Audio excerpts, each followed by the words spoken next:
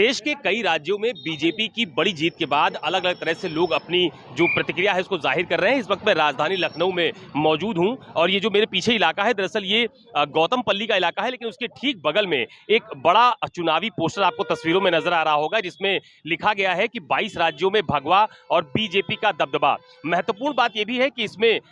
जो तमाम सारे बीजेपी के बड़े नेता हैं उनकी फोटो यहाँ पर आपको तस्वीरों में नजर आ रही होगी, जिसमें नितिन नवीन जो कि बीजेपी के राष्ट्रीय अध्यक्ष हैं, अमित शाह जो कि गृह मंत्री हैं, केशव प्रसाद मौर्य, ब्रजेश पाठक और पंकज चौधरी जो कि यूपी बीजेपी के अध्यक्ष हैं। लेकिन दरअसल ये पोस्टर चर्चा का विषय इसलिए बना हुआ है कि इसमें भारत का जो नक्शा दिखाया गया है उसमें तमाम सारे राज्य जहां पर बीजेपी ने जीत हासिल की है, तकरीबन 22 राज्यों में जो भगवा फहराया गया है उसको दर्शाता हुआ ये जो पूरा मैप है भारत का वो आपको तस्वीरों में नजर आ रहा होगा, जिसमें साफ तौर पर लिखा गया है कि राजस्थान में बीजेपी है, गुजरात में बीजेपी है, महाराष्ट्र में बीजेपी है, आंध्र प्रदेश में बीजेपी है, मध्य प्रदेश में बीजेपी है, उत्तर प्रदेश में बीजेपी की सरकार है, बिहार, असम, मेघालय, अरुणाचल प्रदेश, ऐसे तमाम सारे राज्य जहां पर बीजेपी ने चुनाव में जीत हासिल की है उनको यहां पर दर्शाया गया है। लेकिन इसी पोस्टर में एक महत्वपूर्ण बात और भी है कि इसमें प्रधानमंत्री नरेंद्र मोदी और मुख्यमंत्री योगी आदित्यनाथ की भी एक बड़ी आकर्षक तस्वीर लगाई गई है, जिसमें प्रधानमंत्री नरेंद्र मोदी को कृष्ण की भूमिका में दिखाया गया। आपने देखा कि उनके हाथ में